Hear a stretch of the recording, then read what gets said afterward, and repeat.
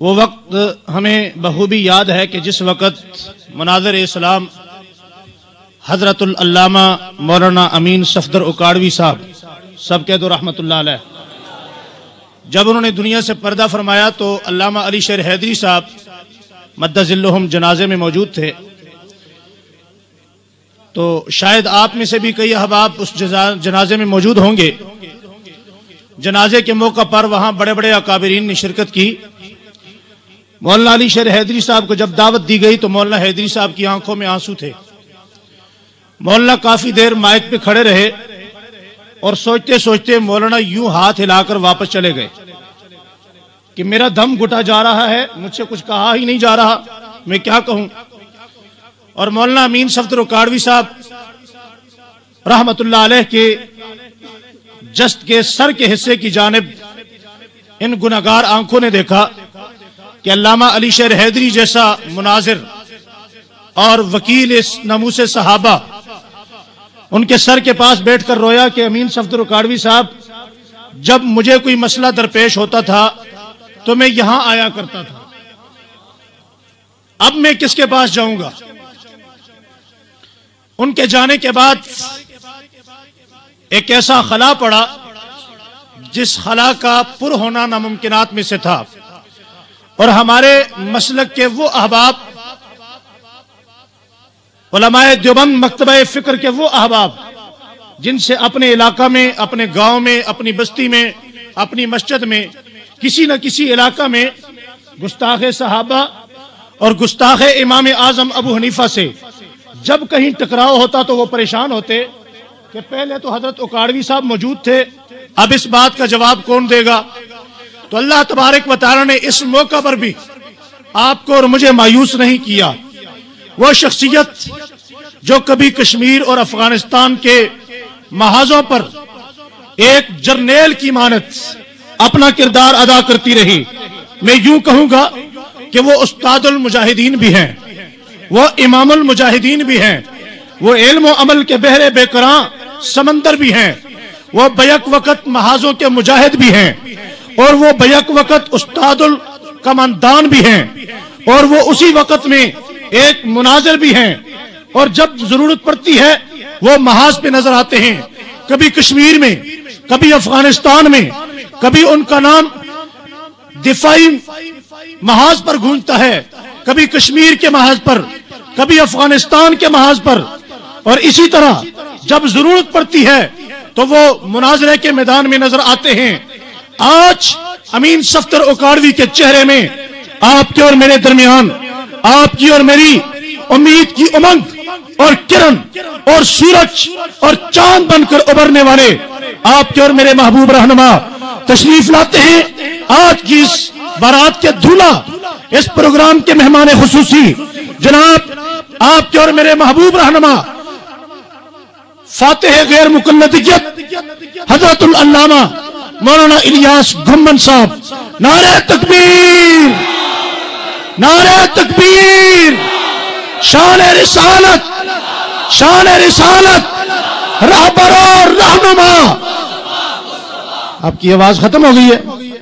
رہبر اور رہنما، ہاتھ ہلا کے، رہبر اور رہنما، رہبر اور رہنما، مصطفیٰ کا ہم سفر، مصطفیٰ کا ہم سفر، مصطفیٰ کا ہم سفر، گلی گلی نگر نگر، گلی گلی نگر نگر، گلی گلی نگر نگر، جامع القرآن، جامع القرآن، ناشر القرآن، چمن چمن کلی کلی، چمن چمن کلی کلی، چمن چمن کلی کلی، حضرت مولانا الیاس گھمن صاحب۔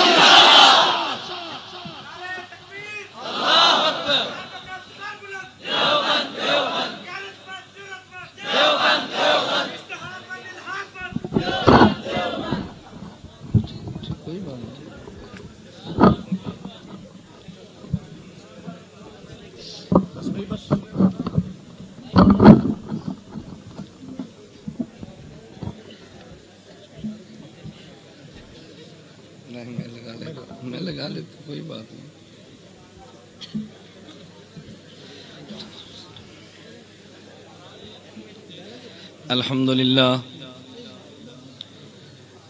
لله نحمده ونستعينه ونستغفره ونؤمن به ونتوكل عليه ونعوذ بالله من شرور أنفسنا ومن سيئات أعمالنا من يهده الله فلا مضل له ومن يضلل فلا هادي له ونشهد أن لا إله إلا الله وحده لا شريك له ونشهد أن سيدنا ومولانا محمدا عبده ورسوله أما بعد فأعوذ بالله من الشيطان الرجيم بسم الله الرحمن الرحيم ما آتاكم الرسول فخذوه وما نهاكم عنه فانتهوا عن أبي هريرة رضي الله عنه قال قال رسول الله صلى الله عليه وسلم من تمسك بسنتي عند فساد أمتي فله أجر 100 شهيد عن عبد الله بن مسعود رضي الله عنه قال قال رسول الله صلى الله عليه وسلم إن من الشعر حكمة عن عبد الله بن عباس رضي الله عنهما قال قال رسول الله صلى الله عليه وسلم إن من الشعر حكمة اللهم صل على محمد وعلى آل محمد كما صليت على إبراهيم وعلى آل إبراهيم إنك حميد مجيد اللهم بارك على محمد وعلى آل محمد كما باركت على إبراهيم وعلى آل إبراهيم إنك حميد مجيد رسول مجتبیٰ کہیے محمد مصطفیٰ کہیے رسول مجتبیٰ کہیے محمد مصطفیٰ کہیے خدا کے بعد بس وہی ہے اس کے بعد کیا کہیے شریعت کا ہے یہ اسرار ختم الانبیاء کہیے محبت کا تقاضا ہے کہ محبوب خدا کہیے شریعت کا ہے اسرار کہ ختم الانبیاء کہیے محبت کا تقاضا ہے کہ محبوب خدا کہیے جب ان کا ذکر آئے دنیا سراپا گوش ہو جائے جب ان کا نام آئے مرحبا صلی اللہ کہیے محمد کی نبوت دائرہ ہے نور وحدت کا اسی کو ابتدا کہیے اسی کو انتہا کہیے میری سرکار کے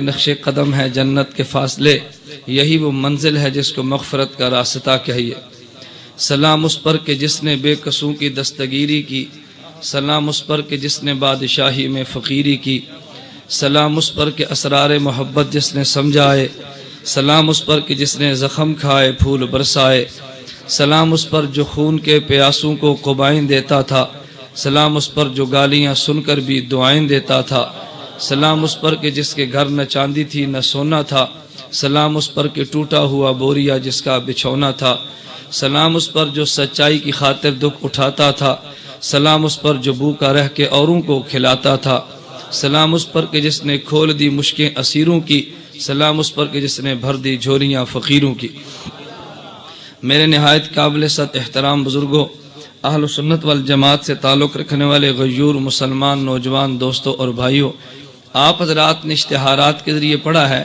ہماری آج کی کانفرنس کا نام ہے محافل حمد اور محفل نعت تو میں اسی عنوان سے آج آپ کے سامنے گفتگو کروں گا ہر خطیب کا اپنا ذوق اور مزاج ہے میری آپ اس کو مجبوری سمجھیں یا کمزوری سمجھیں کہ اسٹیج پر اسی موضوع پر گفتگو کرتا ہوں جو اشتہار پر دے دیا جائے نمبر 2 میں باوجود اس کے کہ اپنے ایک کاس پہ گفتگو کرتا ہوں لیکن بلانے والی کی رعایت ضرور کرتا ہوں کیونکہ مجھے قاری یاسین صاحب دامت برکاتہم نے حکم دیا کہ آج کے جلسے میں تو نے حمد و نعت کے حوالے ہی سے گفتگو کرنی ہے تو میں نے کہا چلو آج 2-4 بات اسی پہ کر لیں گے اس لیے کہ ہمارا تعلق اکابرین علماء دیوبند کے ساتھ ہے اللہ پاک قاسم ننوتوی نور اللہ مرقدہ کی قبر پہ کروڑوں رحمت نازل فرمائے قاسم العلوم والخیرات مولانا قاسم ننوتوی نے ایک ننار کے نیچے جو چھوٹا سا پودا اس کے نیچے ایک چھوٹا سا مدرسہ قائم کیا جو آج دارالعلوم دیوبند کی صورت میں ایک عظیم یونیورسٹی بنا اس درخت کے نیچے سے ایک استاد جس کا نام شیخ الہند محمود حسن تھا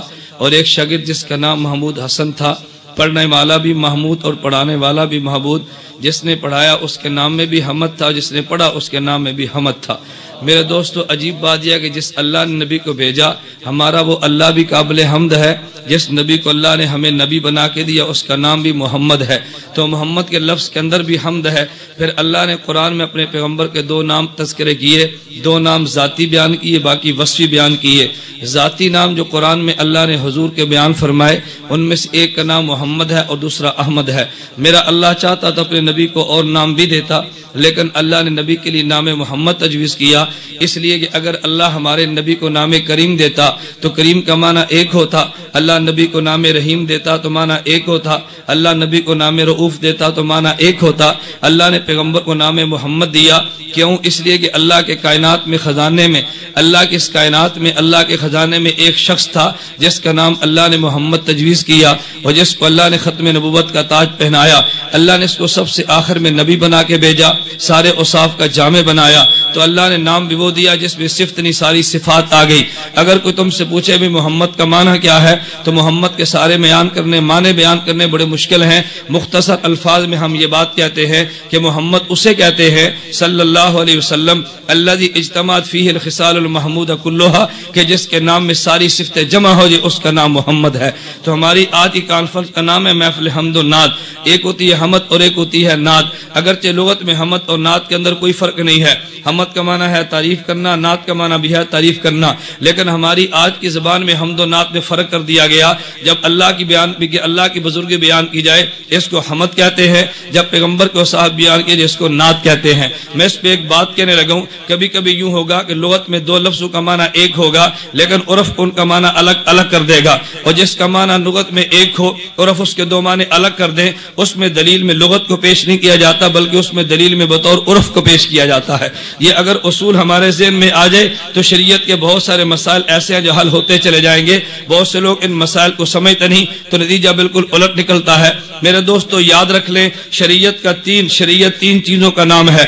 نمبر 1 عقائد، نمبر 2 مسائل اور نمبر 3 اخلاق۔ یہ 3 چیزیں ملے تو شریعت بنتی ہے۔ عقائد کو نکال دے شریعت نہیں بنتی، مسائل کو نکال دو شریعت نہیں بنتی، اخلاق کو نکال دو شریعت نہیں بنتی۔ تو شریعت کے 3 حصے ہیں، ایک حصے کا نام عقائد ہے، ایک حصے کا نام مسائل ہے اور ایک حصے کا نام اخلاق ہے۔ تو ظاہر جب شریعت کے 3 حصے ہیں، ان 3 حصوں کو پڑھنے کے لیے 3 علم چاہیے تھے، تو ایک علم جس میں عقائد زیر بحث آتے ہیں اس علم کا نام علم کلام ہے، اور جس میں مسائل زیر بحث آتے ہیں اس کا نام علم فقہ ہے، جس میں اخلاق زیر بحث آتے ہیں اس کا نام علم تصوف ہے، اور جو علم عقائد کا ماہر ہو اس کو متکلم کہتے ہیں، علم فقہ کے ماہر کو فقی اور مجتہد کہتے ہیں، اور علم اخلاق کے ماہر کو صوفی اور مرشد کہتے ہیں۔ اس لیے میں کہتا ہوں عقائد کو چھوڑ دو شریعت نہیں بنتی، مسائل کو چھوڑ دو شریعت نہیں بنتی، اخلاق کو چھوڑ دو شریعت نہیں بنتی۔ اگر علم کلام کا انکار کرو شریعت مکمل نہیں ہوتی، علم فقہ کا انکار کرو شریعت مکمل نہیں ہوتی،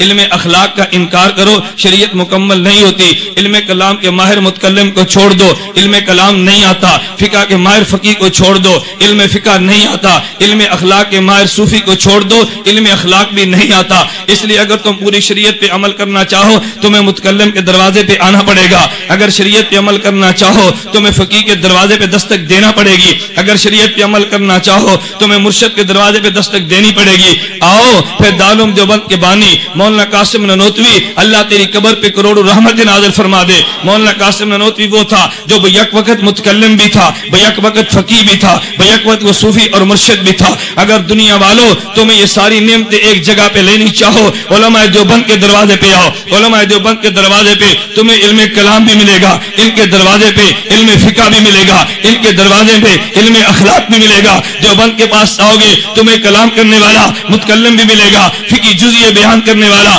فقی بھی ملے گا، اور خانقاہ میں تزکیہ اور تصوف کے درس دینے والا تمہیں صوفی اور مرشد بھی ملے گا۔ یہ تینوں بیک وقت چاہیے تو تم آؤ۔ اس کے لیے اللہ نے علماء دیوبند کی صورت میں دنیا میں شریعت کو عام کر دیا۔ میرے دوستوں میں کہنا یہ چاہتا ہوں اب دیکھ لیے متکلم ایک لفظ ہے. متکلم کا معنی اگر تم تبلیغی جماعت میں جاؤ گے, پوچھو متکلم کسے کہتے ہیں, وہ کہے گا گشت میں بات کرنے والے کو. اگر مدرسے میں آگے پوچھو وہ متکلم کسے کہتے ہیں, وہ کہے گا علم کلام کے ماہر کو. اگر تم نحوی کے پاس جو کو متکلم کسے کہتے ہیں, وہ کہتے ہیں صیغہ واحد یہ متکلم کا ہے, یہ صیغہ جمع متکلم کا ہے. متکلم تو لفظ ایک ہی ہے نا, لغت میں معنی ایک ہے, لیکن علم کلام میں جاؤ متکلم اور ہوگا. علم تم تو تبلیغی جماعت میں جاؤ متکلم کا معنی اور ہوگا. تم نحو والوں کے پاس سر والوں کے پاس جاؤ متکلم کا معنی اور ہوگا. اس لیے میں بات کہنا چاہتا ہوں, اگر کسی آدمی نے فقہ پہ اعتراض کرنا ہو, اگر کسی آدمی نے دیوبندیت پہ اعتراض کرنا ہو, اگر کسی نے حنفیت پہ اعتراض کرنا ہو, پھر میں تم سے یہ بات پوچھوں گا کہ تم نے اعتراض کیا یہ مسئلہ فقہ کا تھا, مسئلہ عقیدے کا تھا, مسئلہ تصوف کا تھا. بعض لوگوں نے اعتراض کیا کہ مسئلہ تصوف کا لیا اور کہا تمہارا عقیدہ ٹھیک نہیں ہے, اس لیے کہ تمہارے قاسم ندوی نے یوں لکھا تمہارا عقیدہ ٹھیک نہیں ہے, حاجر مہاجر مکی نے یوں لکھا تمہارا عقیدہ ٹھیک نہیں ہے, رشید احمد کے گوہی نے یوں لکھا. تو فوراً میں سوال کرتا ہوں میرے دوستو یہ تو بتا جو تو نے عبارت بیان کی ہے اس عبارت کا تعلق عقیدے سے ہے, اس کا تعلق فقہ سے ہے, اس کا تعلق تصوف سے ہے, یہ تجھے بتانا پڑے گا. کہتا ہے جی کوئی فرق نہیں ہے. میں نے کہا فرق تو ہوگا نا. اگر ایک آدمی قاری یاسین صاحب کی درج حفظ کی کلاس میں آئے اور اگر قاری صاحب کے میرے بچوں کا امتحان لو اور ان کے بچے سے میں پوچھوں بیٹا تم کلمہ پڑھو, وہ کہتا ہے بسم اللہ الرحمن الرحیم, آپ بتاؤ جواب ٹھیک دیا یا غلط دیا؟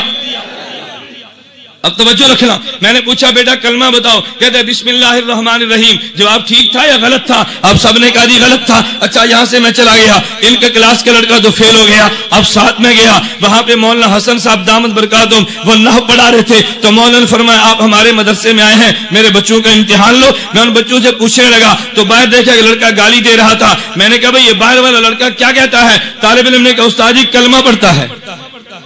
یہ کیا پڑھتا ہے؟ جواب ٹھیک ہے یا غلط؟ سبحان اللہ, جواب ٹھیک ہے یا غلط؟ بھائی نحو کی زبان میں گالی کو کلمہ نہیں کہتے.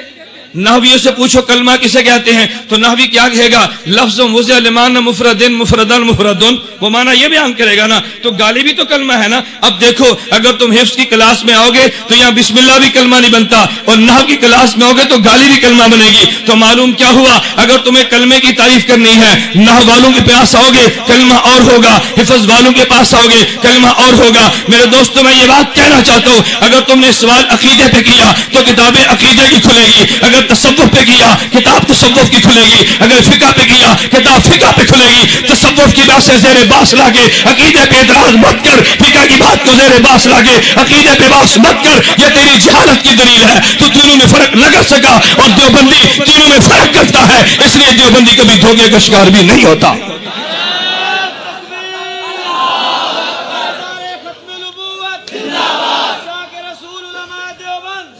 میرے دوست بات سمجھو, میں نے بات سمجھانی ہے. اب نتیجہ کیا نکلا, جب علوم تین قسم کے ہوئے, علماء تین قسم کے ہوئے, تو کتابیں تین قسم کی آئیں گی نا. اب ہمارے یہاں اس دور میں ایک مسئلہ چلا, بعض لوگوں نے کہا جی محفل اس نے قرات منعقد کراؤ, بعضوں نے کہا جی غلط بدعت ہے, یہ منعقد نہیں کرانی چاہیے. کسی نے کہا جی محفل حمد نعت منعقد کرا دو, دوسرے کو جوش چڑھا, کہتے ہیں بدعت ہے, یہ نعت خوانی تم نے کہاں سے نکالی ہے, ارے تمہارے نے نعت خوانی شروع کر دی ہے, تمہارے عقیدے برباد ہو گئے. میں نے کہا تو کیسا کم عقل آدمی ہے, اگر نعت خوانی کو تو نے غلط کہنا تھا تو میں تجھ سے یہ پوچھوں گا کہ نعت خوانی کرانا یہ عقیدے کا مسئلہ ہے یا فقہ کا؟ یہ عقیدے کا تعلق ہے یا فقہ کا؟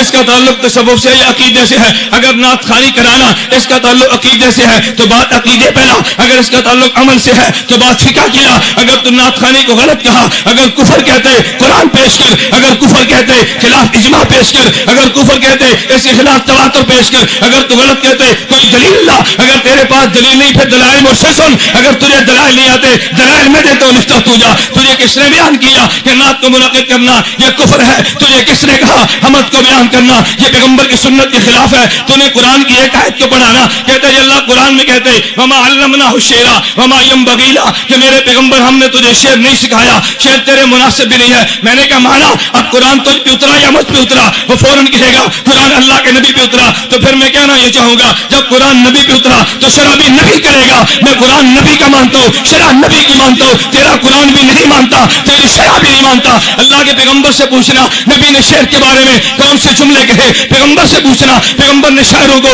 پسند کیا یا نہیں کیا۔ میرے نبی سے پوچھنا چاہیے تو کون ہوتا ہے؟ یہی اعتراض ہم نے قادیانی بھی کیا۔ ہمارا جھگڑا مرزا قادیانی سے کیا تھا؟ مرزا قادیانی کہنے لگا میں آخری نبی ہوں، ہم نے کہا نہیں نہیں آخری نبی وہ تھا۔ مرزا قادیانی کہتے نہیں نہیں آخری نبی میں ہوں، ہم نے کہا قرآن پڑھ ما کان محمد ابا احد من رجالکم ولکن رسول اللہ وخاتم النبیین۔ مرزا قادیانی کہتے خاتم کا معنی ہے مہر، جو نبیوں پہ مہر لگانے والا وہ نبی تھا، جس پہ مہر لگی وہ نبی بن گیا۔ کیوں لغت کو اٹھاؤ، خاتم النبیین کا معنی نبیوں کی مہر، تو میں نے مانا تو ٹھیک کیا۔ ہم نے قادیانی سے کہا آخری نبی ہمارے آقا ہے، تو دجال ہے، تو نبی نہیں ہو سکتا۔ قادیانی کہتے تم آج پڑھو، ہم نے کہا ما کان محمد ابا احد من رجالکم ولکن رسول اللہ وخاتم النبیین۔ اس کا معنی آخری نبی۔ قادیانی نے آیت یہی پڑھی، آیت میں نے بھی یہ پڑھی، میں کہتا ہوں آخری نبی، وہ کہتے ہیں نبیوں کی مہر۔ ہم کہتے ہیں قرآن تجھ پہ نہیں اترا، قرآن محمد پہ اترا۔ اگر محمد مارا تیرا بیان کرے تو سچا، میرا بیان کرے میں سچا۔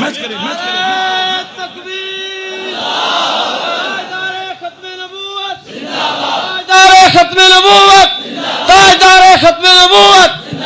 اس لیے مرزا قادیانی پیغمبر کے معنی پہ نہیں آتا۔ میرے دوستو ایک بات یہ نشین کر لیجیے، آج لوگ کہتے ہیں دنیا میں فرقہ واریت عام ہو گئی۔ میں ایجنسیوں سے کہتا ہوں تم بھی نوٹ کرو، میں فرقہ واریت کا دشمن ہوں، فرقہ واریت کو لعنت سمجھتا ہوں، لیکن تبھی تم نے غور کیا فرقہ واریت نے جنم کہاں سے لیا۔ میں کہتا ہوں قرآن پیغمبر پہ اترا، شرع پیغمبر نے کی ہے، نقل صحابی نے کی ہے۔ اگر کوئی انسان قرآن کی آیت پڑھے شرع میں نبوت کی حدیث نہ پڑھے مان لے جھوٹا ہے، قرآن کی آیت پڑھے شرع میں صحابی کا ارشاد نقل نہ کرے مان لے جھوٹا ہے۔ جو قرآن کی آیت پڑھے شرع نبی سے بیان کرے وہ سچا، آیت پڑھے شرع خود کرے وہ جھوٹا۔ قرآن کی آیت پڑھے شرع صحابی سے لائے وہ سچا، آیت خود پڑھے شرع خود کرے وہ جھوٹا۔ میرے دوستوں میں کہتا ہوں حکومت کے وانوں تم بھی سنو، اگر تم فرقہ واریت کے بیچ کو مٹانا چاہتے ہو آؤ امت کو قرآن پہ لاؤ، شرع پیغمبر کی لاؤ، ارشاد صحابہ پہ لاؤ۔ اللہ کی قسم اگر امت صحابہ پہ متفق ہو جائے فرقہ واریت مٹ جائے گی، صحابہ کو چھوڑے گی، فرقہ واریت جنم لے گی۔ تکبیر، تاجدار ختم نبوت، عظمت صحابہ۔ مٹاؤ فرقہ واریت کو۔ کون فرقہ واریت چاہتے؟ ہم بھی چاہتے ہیں فرقہ واریت کو مٹا ڈالو، لیکن مٹانے کے لیے طریقہ وہ اختیار کرو جو میرے پیغمبر نے اختیار کیا۔ نبی سے فرمایا نا کہ میری امت میں فرقے ہوں گے وہ جہنم میں جائیں گے، ایک جنت میں جائے گا۔ حضور جنت میں جانے والا کون سا ہوگا؟ فرمایا معنی نہیں ہے وہ صحابی جو بات میری کہے پوچھے صحابی سے، حدیث میری بیان کرے پوچھے صحابی سے۔ اگر حدیث نبی کی بیان کرے شیخ صحابی کا عمل بیان نہ کرے وہ فرقہ واریت کا بیج بوتا ہے، اور جو پیغمبر کی حدیث بیان کر کے شرع صحابی سے لائے وہ فرقہ واریت کو مٹا کے رکھتا ہے۔ دعا کرو اللہ ہمیں پیغمبر کے ارشاد کو صحابہ سے سمجھنے کی توفیق عطا فرمائے۔ تو نے پڑھا نا قرآن کی آیت کو؟ اچھا میرا سوال یہ ہے لاہور کے مسلمانوں تم یہ بتاؤ یہ ممکن ہے قرآن کو چھوڑ کہے نبی کو چھوڑ کہے؟ نہیں ہو سکتا۔ اگر ہوا تو تیری عقل میں فطور ہے، اگر ہوا تیرے دماغ میں فطور ہے، تو نہیں سمجھا۔ قرآن کہتے ہیں وما علمناہ الشعر وما ينبغي له، میں نے شعر تجھے نہیں سکھایا، محمد تیری شان کے لائق بھی نہیں ہے۔ اللہ کے نبی سے پوچھو تو رسول اللہ نے کہا ان من الشعر لحکمہ۔ عبداللہ بن مسعود کہتے ہیں ان من الشعر حکمہ۔ میرے دوستو سنو عبداللہ بن مسعود کون تھا؟ معمولی آدمی نہیں تھا، حضرت امام اعظم ابو حنیفہ اس کو اس کا نام حماد تھا، حماد کے استاد کا نام اسود اور ارکمہ تھا، ان کے استاد کا نام عبداللہ بن مسعود تھا، عبداللہ بن مسعود کا نام حضرت رسول اللہ تھا۔ صحابہ سارے میرے سر کا تاج ہے، صحابہ سارے میرا ایمان ہے، صحابہ سارے حجت ہے، لیکن ہر صحابی کی اپنی شان ہے۔ صداقت میں ابو بکر نرالا، عدالت میں فاروق نرالا، شجاعت میں علی نرالے، سخاوت میں عثمان نرالا، سیاست میں معاویہ نرالا، کتابت میں زید یہ نرالا، امانت میں ابو عبیدہ یہ نرالا۔ میں مانتا ہوں لیکن ایک بات میں عبداللہ بن مسعود نرالا ہے، خدا کی قسم 1,24,000 صحابہ میں سے عبداللہ بن مسعود وہ طرح صحابی ہے جس کا نام لے کے پیغمبر نے کہا ما حدثکم ابن مسعود فصدقوہ، جو حدیث عبداللہ بن مسعود بیان کرے سچا ضرور مان لینا۔ نعرہ تکبیر، تاجدار ختم نبوت، عظمت صحابہ۔ عبداللہ بن مسعود عام صحابی نہیں ہے، میں نے اس لیے حدیث کے لیے انتخاب کیا عبداللہ بن مسعود کا۔ میرے دوستو عبداللہ بن مسعود وہ صحابی ہیں، اٹھا بخاری کو، اللہ کے پیغمبر نے فرمایا استقرئ القرآن من اربعۃ، اگر قرآن پڑھنا ہو میرے 4 صحابہ سے پڑھو، اور پہلے نام پیغمبر نے عبداللہ بن مسعود کا لیا۔ یہ شرح پیغمبر قرآن کی غلط کرتا تھا۔ عبداللہ بن مسعود کی بات مانو یا تیری مان لوں، نہیں ہوگا، میں بات مانوں گا عبداللہ بن مسعود کی۔ کیوں؟ میرے پیغمبر دنیا سے چلے گئے، صحابہ کے حوالے کر کے گئے۔ آئے لوگ کہتے ہیں تم نے کلمہ نبی کا پڑھا، ہم کہتے ہیں یہ نبی کا پڑھا، کہتے ہیں پڑھو کلمہ لا الہ الا اللہ محمد رسول اللہ، کلمہ نبی دا پڑھیا گل عمر دی من دیو، کلمہ نبی دا پڑھیا گل عثمان دی من دیو، کلمہ نبی دا پڑھا گل تو علی دی من دیو۔ میں کہوں دجال اور کذاب اپنی زبان کو لگام دے، ہم نے کلمہ نبی کا پڑھا۔ نبی نے فرمایا میں دنیا سے جا رہا ہوں، صحابہ چھوڑ کے جاتا ہوں، میں دنیا سے جاتا ہوں، ابو بکر کو چھوڑ کے جاتا ہوں، میں دنیا سے جاتا ہوں، عمر کو چھوڑ دیا، میں دنیا میں نہیں ہوگا، ابو بکر کے پاس آنا، ابو بکر نہیں ہوگا، عمر کے پاس آنا، عمر نہیں ہوگا، عثمان کے پاس آؤ، عثمان نہیں ہوگا، علی کے پاس لاؤ، یہ نہیں ہوگے تو میرے صحابہ میں سے جس کے پاس بھی جاؤ گے جہاں وہ جائے گا وہاں تم جاؤ گے۔ نعرہ تکبیر، تاجدار ختم نبوت، عظمت صحابہ۔ اس لیے تو خاتم الانبیاء نے اعلان کیا، فرمایا ما من احد من اصحابی یموت باحسن الا بعث قائدا الا بعث قائدا ونور لهم یوم القیامہ۔ فرمایا جس سرزمین پہ میرا صحابی وفات پا جائے گا قیامت کو اٹھے گا، ان کا قائد بھی ہوگا، ان کے لیے نور بھی ہوگا۔ میرے دوستوں میں نے عرض کیا میں عبداللہ بن مسعود رضی اللہ عنہ کے فضائل پہ زیادہ بات نہیں کرتا، میں نے کہا عبداللہ بن مسعود نے پیغمبر کی حدیث کو نقل کیا، اور دوسری میں نے روایت پڑھی عبداللہ بن عباس کی۔ عبداللہ بن عباس کون ہے؟ تو نے قرآن کی آیت پڑھی ہے نا؟ میں کہتا ہوں قرآن کی آیت تو نے پڑھی، شرح عبداللہ بن عباس سے لا۔ عبداللہ بن عباس کون ہے؟ عبداللہ بن عباس کی خالہ حضرت میمونہ پیغمبر کے حرم میں تھی۔ عبداللہ بن مسعود عبداللہ بن عباس رات کو گئے، پیغمبر کے گھر میں تھے، رات کو اٹھے، حضور استنجا کے لیے گئے، وضو کے لیے گئے، عبداللہ بن عباس آئے، لوٹا بھر کے حضور کو پیش کیا، فرمایا پانی کس نے بھرا ہے؟ عبداللہ بن عباس نے کہا جی میں نے بھرا۔ نبی خوش ہوئے، کہا یا اللہ اللہم علمہ التعویل، اے اللہ میرے اس ابن عباس کو، اے اللہ میرے اس بھتیجے کو، میرے چچے کے بیٹے کو، کئی رشتے تھے نا خالہ کا، ادھر خالہ کی وجہ سے ان کے بھانجے بھی تھے، حضرت عباس کی وجہ سے پیغمبر کے چچے کے بیٹے بھی تھے، امت کی وجہ سے پیغمبر کے صحابی بھی تھے۔ حضور نے دعا مانگی اللہم علمہ التعویل، اے اللہ میرے ابن عباس کو قرآن کی تفسیر کا علم دے، تفسیر تیری نہیں مانتا ابن عباس کی مانتا ہوں۔ میرا جرم تو یہی نا کہ تیری بات نہیں مانتا، میں صحابہ کی بات مانتا ہوں نا۔ میرے دوست بات کو سمجھو، عبداللہ بن عباس نے فرمایا اللہ کے نبی کا ارشاد نقل کیا، یہ دونوں روایتیں ترمذی میں موجود ہیں، اور حضرت عبداللہ بن عباس یہی میں نے ان من الشعر الحکمہ یہ روایت اٹھا کے دیکھو ترمذی میں موجود ہے۔ عبداللہ بن عباس فرماتے ہیں اللہ کے پیغمبر نے اعلان کیا، عبداللہ بن مسعود فرماتے ہیں اللہ کے نبی نے اعلان کیا ان من الشعر الحکمہ، فرمایا شعر میں اتنی حکمتیں ہوتی ہیں، شعر میں دنائیاں اللہ نے رکھی ہیں، شعر میں رب نے حکمتیں رکھی، رب نے دنائیاں رکھی۔ کبھی کبھی انسان نثر میں وہ بات نہیں کہہ سکتا جو شعر میں کہتا ہے، جب پیغمبر گارنٹی دے تو کون ہوتا ہے روکنے والا؟ پھر صرف یہ نہیں، اللہ کے پیغمبر نے اپنی زبان سے اعلان کیا۔ میں نے چند دن قبل مامو کانجر میں ایک بیان کیا، بیان کر کے بننے بات آ گیا، بعض لوگ بعد میں پہنچے کہتے جی مولانا کو لاؤ، ہم نے مولانا سے مناظرہ کرنے۔ میں نے کہا بھی شوق پورا کر لو، لیکن مناظرے کا طرز وہ ہوگا جو میرے پیغمبر نے دیا ہے، میں تیرے طرز کو قبول نہیں کرتا۔ کہتے ہیں وہ کون سا؟ میں نے کہا میرے پیغمبر نے طرز کیا دیا، ایک قبیلہ تھا عرب کا،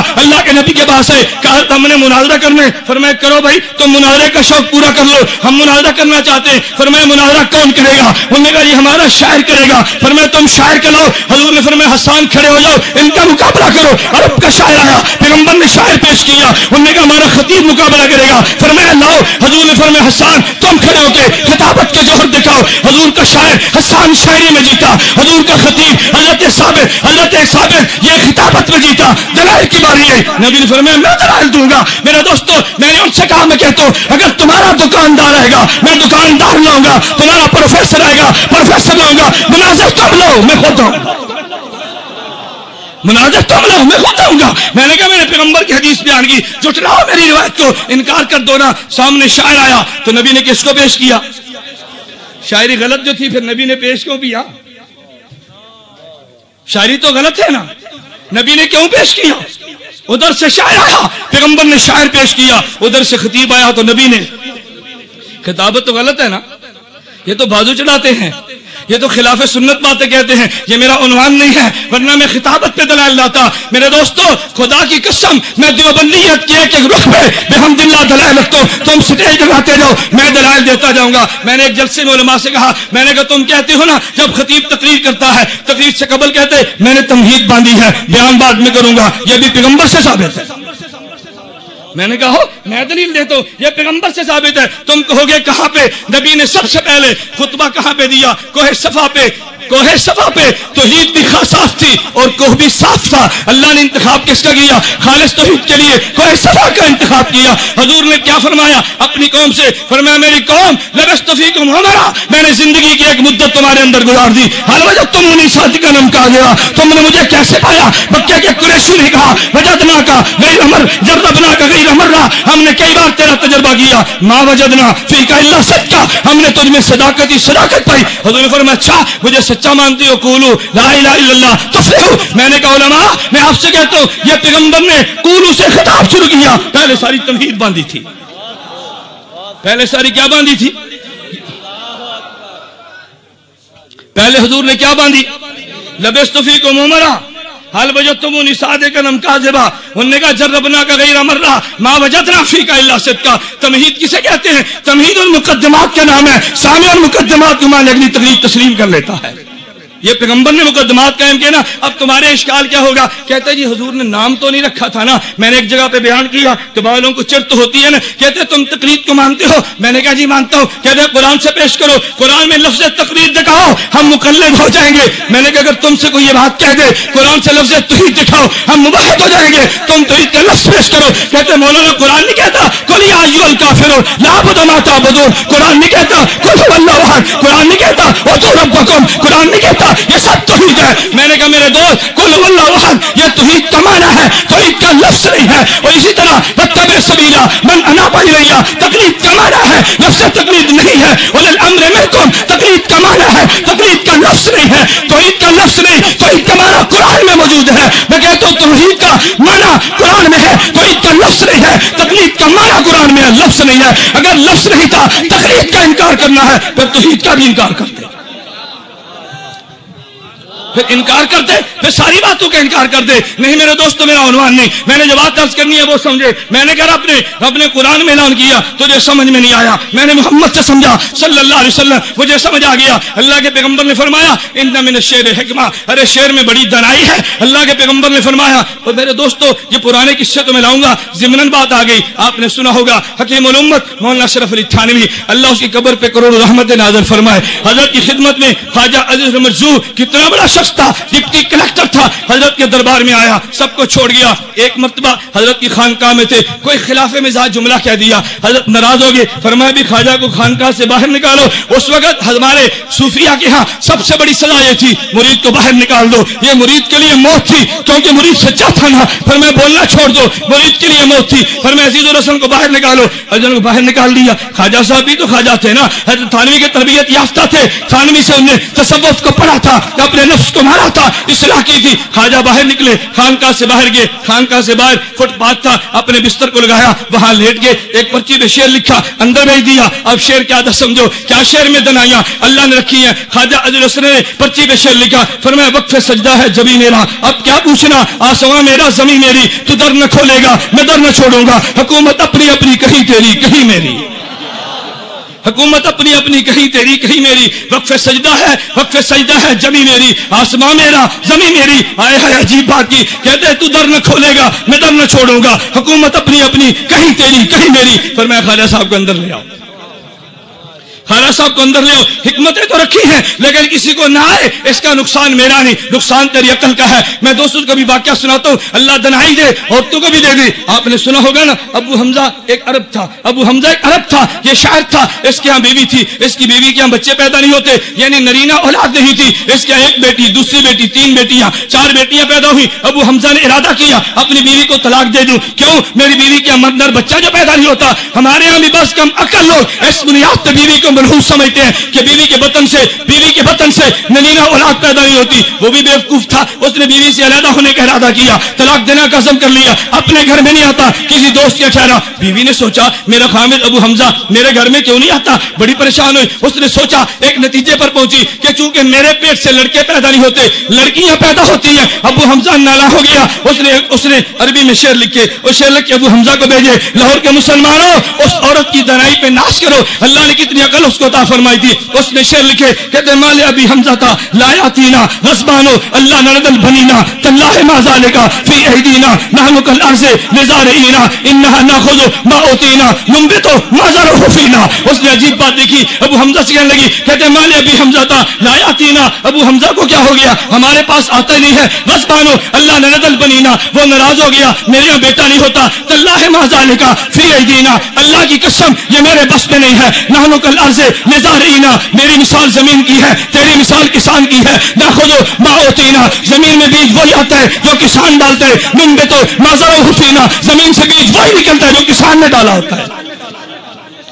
उसने कहा कसूर तेरा या मेरा है? मेरे दोस्त अबू हमजा ने कहा मुझे माफ कर दे, मुझसे गलती हो गई, मैं गलती पर था। एक शेर पढ़ाना, क्या पलट के रख दी। अल्लाह के पैगंबर ने फरमाया इन्ना मिन अश्शेर हिकमा, हिकमत है, शेर में दनाई है, लेकिन उनको दनाई मिलती है जिनके सर में अकल हो। उनको दनाई मिलती है जिनके सर में अकल हो तो सही ना, और जिसके सर में अकल ना हो और जानवरों की तरह घूमता फिरे, इसको दनाई कभी नहीं मिला करती। इसको शेरों से भी नहीं मिलती, पैगंबर के इरशाद से भी नहीं मिलती, अल्लाह के कुरान से भी नहीं मिलती, और सहाबा से न मिली तो क्या हुआ, अइम्मा से न मिली तो क्या हुआ। मेरे दोस्तों मैंने अर्ज किया ये शेर पढ़ना ये पैगंबर की सुन्नत है। आप कहोगे जी वो कैसे, पैगंबर की सुन्नत तो शेर पढ़ना नहीं है। मैं कहता हूं तो सुन्नत का माना नहीं जानता। अगर तू सुन्नत का माना जानता होता तो पैगंबर की सुन्नत पे कभी एतराज न करता। मेरे दोस्तों मैं तुमसे पूछता हूं, अगर कोई आदमी आपसे पूछे मौलवी साहब अजान देना सुन्नत है, आप क्या जवाब दोगे?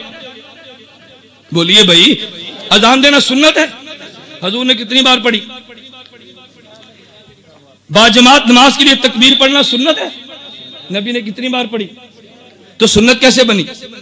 अगर नबी के हुक्म से सहाबी अजान पढ़े वो सुन्नत, नबी के हुक्म से सहाबी क़यामत कहे वो सुन्नत, तो नबी के हुक्म से सहाबी शेर पढ़े तो शेर भी सुन्नत होगा। फिर शेर भी सुन्नत होगा ना। हाँ तुझे नहीं आता मैं सुनाऊंगा, तुझे कसीदे नहीं आते मैं पढ़ूंगा। सहाबा ने पढ़े, नबी के हुक्म से पढ़े, ये पैगंबर ने पढ़े हैं। मेरे दोस्तों लेकर मैंने अर्ज किया एक है हमद एक है नात। पहले मैं हमद सुनाता हूं फिर नात सुनो। और हमद की किसकी? मेरे दोस्तों तेरी और मेरी नहीं, मैं हमद लाता हूं अल्लाह के नबियों की। हमद बयान की है इब्राहिम खलीलुल्लाह ने, हमद बयान की है मूसा कलीमुल्लाह ने, हमद बयान की है ईसा रूहुल्लाह ने, हमद बयान की है मोहम्मद रसूलुल्लाह ने। और लिखने वाला कौन है? ज़ुरकानी। उठाना कुतुब हदीस को, इमाम ज़ुरकानी कहते हैं इब्राहिम ने अल्लाह की हमद को बयान किया। इब्राहिम ने हमद को बयान करते यूं कहा अल्हम्दुलिल्लाहिल्लज़ी इत्तखज़नी खलीला, अल्लाह तेरा शुक्र है तूने मुझे अपना खलील बना लिया। व अतानी मुल्कन अज़ीमा, अल्लाह तेरा शुक्र है तूने मुझे अजीम मुल्क अता कर दिया। अल्लाह तेरा शुक्र है वजअल उम्मती कानतन युतम्म बिही, तूने मुझे उम्मत का मुक्तदा बना दिया। व अनक़ज़नी मिनन नार, मुझे नार से बचा लिया। वजअलहा अलैया बर्दम व सलामा, तूने आग को मुझे ठंडा कर दिया। इब्राहिम ने हमद बयान की। बाद में कौन है? हजरत मूसा। मूसा ने हमद बयान की। अल्लाह की हमद को बयान करते हुए हज़रत मूसा ने कहा अल्हम्दुलिल्लाहिल्लज़ी कल्लमनी तकलीमा, अल्लाह तेरा शुक्र है तूने मुझसे कलाम किया। वजाला हलाका फिर वजाला हलाका आले फिरौन व बनी इसराइल अला यदी, अल्लाह तेरा शुक्र है बनी इसराइल को आबाद किया, तूने आले फिरौन को हलाक किया मेरे हाथ पे किया। वजाला मिन उम्मती कौमें यहदून बिल हक़ व बिही यहदून, तूने मेरी उम्मत में एक कौम पैदा की है जो हिदायत पे चलती है, हिदायत के साथ इंसाफ करती है। हज़रत दाऊद थे, अल्लाह की हमद बयान की। हज़रत दाऊद ने कहा अल्हम्दुलिल्लाहिल्लज़ी सखरा लिर्रियाह, अल्लाह तेरा शुक्र है तूने अल्लाह अल्हम्दुलिल्लाहिल्लज़ी आतानी मुल्कन अज़ीमा, अल्लाह तेरा शुक्र है तूने मुझे अजीम मुल्क अता कर दिया। अल्लाह तेरा शुक्र है अल्लाह मनी ज़बूरा, तूने मुझे ज़बूर दी है। अलानी अल हदीदा, मेरे हाथ पे लोहे को नरम कर दिया। अल्लाह तेरा शुक्र है वसखरा लियल जिबाल युसब्बिहना वत्तैर, तूने पहाड़ों को मेरे साथ मिला दिया। अल्लाह तूने परिंदों को मेरे साथ मिला दिया। व आतानी अल हिकमता व फसल अल खिताब, तूने हिकमत दी है तूने खिताब दिया। अल्लाह तेरा शुक्र है। हज़रत सुलेमान आए, अल्लाह की हमद को बयान किया। सुलेमान कहने लगे अल्हम्दुलिल्लाहिल्लज़ी सखरा लिर्रियाह, अल्लाह तेरा शुक्र है तूने मेरे ताबे हवा को कर दिया। व सखरा लियशयातीन, शयातीन को मेरे ताबे कर दिया। या मलूना माशेतो मिन महारी व तमासी व जिफारिन कल्जिबाल व कुदूरी रासिया, जैसे मैं चाहता हूँ महारीब बनाता हूँ, जैसे चाहता हूँ हंडिया बनाता हूँ, जैसे चाहता हूँ महल बनाता हूँ। अल्लाह तेरा शुक्र है अल्लामनी मंतिकत तई, तूने मुझे परिंदों की बोलियां फजीलत सिखा दी। अल्लाह तेरा शुक्र है, फसलनी अला कसीर मिन इबादी, तूने अपने बंदू पे मुझे फजीलत दी है। अल्लाह तेरा शुक्र है, आतानी मुल्का ला यंबगी लिअहदिन मिन बादी, ऐसी हुकूमत दी है जो मेरे बाद किसी और को नहीं मिलेगी। अल्लाह तेरा शुक्र है, वजाल मुल्की मुल्कन ला हिसाब फीह, मुझे तूने ऐसी हुकूमत दी जिस हुकूमत का तू कोई हिसाब नहीं लेगा। अहले सुन्नत वल जमात का अकीदा है कब्र में हिसाब होते मगर उम्मती से नबी से नहीं होता। अहले सुन्नत वल जमात का अकीदे कब्र में हिसाब होते किसका? बोलिए किसका? नबी का हिसाब। मैं एक बात कह दूं, कब्र में हिसाब उम्मती का होता है, नबी का। तवज्जो रखना, कब्र में हिसाब किसका होता है? नबी का। नबी कब्र में जाता है, नबी से हिसाब नहीं होता, उम्मती से रब हिसाब लेता है। अल्लाह फरिश्तों को भेजता है, लेकिन फरिश्तों के लिए जब हिसाब और किताब मुकम्मल होता है ना, फिर अबू दाऊद की रिवायत मौजूद है, रिवायात और भी है, हिसाब किताब के बाद इस उम्मती पे नींद को तारी कर दिया जाता है। और हमारी जुबान में नींद को मौत भी कहते हैं। अल्लाहुम्मा बिस्मिका अमूतु व अहया, अल्हम्दुलिल्लाहिल्लज़ी अहयाना बादमा अमातना, चूंकि नौम को मौत कहते हैं, इसलिए कब्र में जब इस उम्मती पे नींद को तारी कर दिया गया, नींद को मौत कहते हैं। हमने आम उम्मती को मैयत कह दिया, लेकिन पैगंबर का हिसाब भी नहीं होता, पैगंबर पे नींद भी तारी नहीं होती, पैगंबर को मुसलसल हयात मिलती है, इसलिए नबी को कब्र में जिंदा कहते हैं, आम उम्मती को मुर्दा कहते हैं। तकबीर, ताजदार खत्म नबूवत, अकीदा हयात अंबिया। मेरे दोस्तों, ये मेरा मौजू नहीं है। जो मैंने अर्ज किया ना, काश तुम इस बात को समझते जो मैं बात जेरे बास लाया हूं। मैंने एक इश्काल का जवाब दिया है। लोग पता क्या कहते हैं? कब्र में काफिर भी जिंदा, कब्र में मोमिन भी जिंदा, कब्र में शहीद भी जिंदा, कब्र में नबी भी जिंदा। अरे सारे जिंदा हैं, तुम हयातुन नबी क्यों कहते हो? मैं कहता इसलिए कि उम्मती पर कब्र में नींद तारी होती है, नींद को मौत कहते हैं, इसलिए उम्मती को नींद के एतबार से मैयत कह दिया। पैगंबर पे नींद भी नहीं आती, इसलिए पैगंबर को मैयत कह ही नहीं सकते। ये दोनों में फर्क था। खैर, कभी इस उन्वान पे जलसा हुआ, फिर मैं हयातुन नबी पे दलाइल लाऊंगा, कासिम ननोतवी का अकीदा बयान करूंगा, होने वाले इश्कालात को साफ करूंगा, कुरान की आयतें पढ़ूंगा। मेरे दोस्तों, वो दौर गुजर गया जब हयातुन नबी पे मुनाज़रे थे। मैं उलमा की मौजूदगी में कहता हूँ, उलमा की मौजूदगी में कहता हूँ, अगर किसी ने माने वो बेटा चले जो हयातुन नबी पे हमसे मुनाज़रा करे, मैं 10,000 इनाम दूंगा। जो मेरा इनसे अकीदा हयातुन नबी पे मुनाज़रा तय करा देगा, फतश बात के फैसले तू तय करा, मैं 10,000 इनाम तुझे दूंगा। वो दौर गुजर गया जब तुमने मुनाजरों के चैलेंज किए। मैं तो बरख रहा हूं, मैं तो चीख रहा हूं। मैंने पंजवीं पे जाके एफएम रेडियो पे बयान किए, मैंने कहा आओ निकलो बिल्लू से बाहर, तुम मेरे चैलेंज को कबूल करो, करो हयातुन नबी पे मुनाजरा। रब्बे काबा की कसम, जो हयातुन नबी का अकीदा नहीं रखता, अहले सुन्नत में से नहीं है, देवबंदी नहीं है।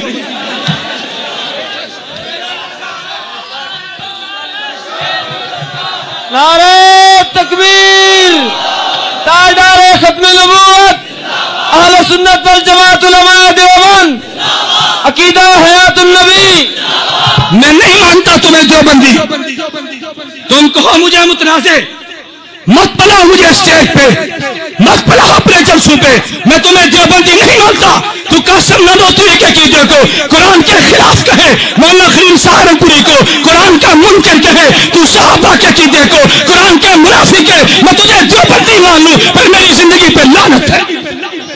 नहीं मानता तुझे देवबंदी, तू कर चैलेंज। नहीं मानता देवबंदी, तू कर चैलेंज। मैं तेरे चैलेंज को कबूल करता हूं। लोगों ने कह दिया इसने उम्मत में बिगाड़ पैदा किया, उम्मत में इख्तिलाफ पैदा कर दिया। इख्तिलाफ तूने किया, मेरे इख्तिलाफ को मिटा के रख दो। मैं कहता हूं आ जाओ, अगर तुम देवबंदी हो कासिम ननोतवी के अकीदे पे दस्तखत कर दे। अगर देवबंदी है शेखुल हिंद के अकीदे पे दस्तखत कर दे। अगर देवबंदी है हुसैन अहमद मदनी के अकीदे पे साइन कर दे। अगर देवबंदी है अल मुहल्लत को मान ले। अगर देवबंदी अकीदा तू नहीं मानता, मैं तुझे देवबंदी नहीं मानता।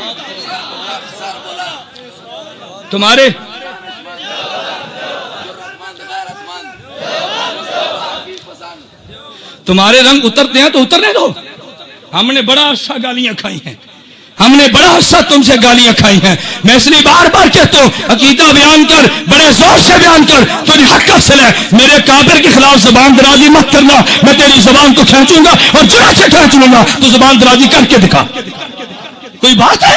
जिसका जी चाहे देवबंदियत को पहुंच दे, जिसका जी चाहे देवबंदियत को पहुंच दे। पूरी उम्मत के मुहसिन, पूरी उम्मत का मुहसिन, उसको तू भौंके, तेरी जबान को मैं लगाम दूंगा। अल्लाह ने चाहा तो जुर्रत और ताकत से दूंगा। चैलेंज कबूल कर। کرو.